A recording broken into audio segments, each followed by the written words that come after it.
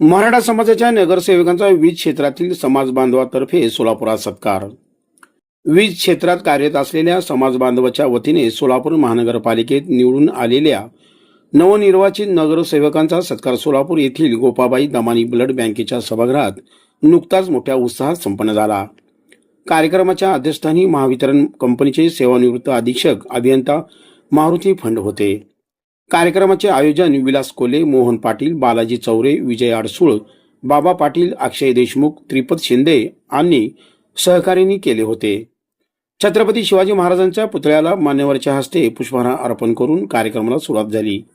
यावेळी उपस्थित मान्यवरांच्या हस्ते नवनिर्वाचित उपमहापौर सौ ज्ञानेश्वरी देवकर, नगरसेवक अमोल बापू शिंदे, जयकुमार माने, विनोद भोसले, प्रियदर्शन साठे, मनोरमा सपाटे, श्रद्धा पवार, मृणमी गवळी, वैशाली चालुक्य आणि कल्पना कदम यांचा शाल आणि पुष्पगुच्छ देऊन सत्कार करण्यात आला।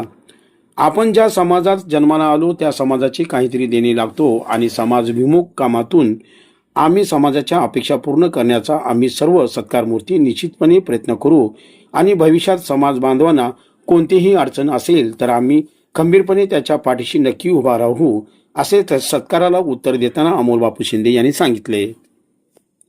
श्री शिंदे यांच्याबरोबरच कार्यक्रमाला उपस्थित सर्व नवनिर्वाचित नगरसेवकांनी समाजाने केलेल्या या सत्काराबद्दल ऋण व्यक्त करून संयोजकांना धन्यवाद दिले।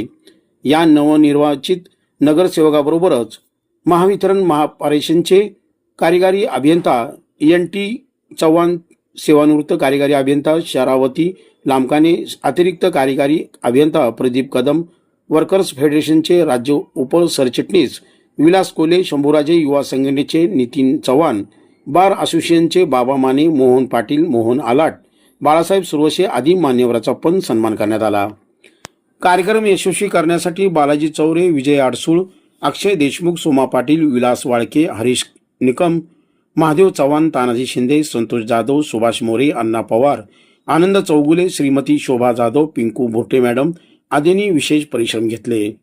कार्यक्रमाचे प्रास्ताविक विलास कोले यांनी केले तर सूत्रसंचालन व आभार प्रदर्शन विजय अडसूळ यांनी मानले।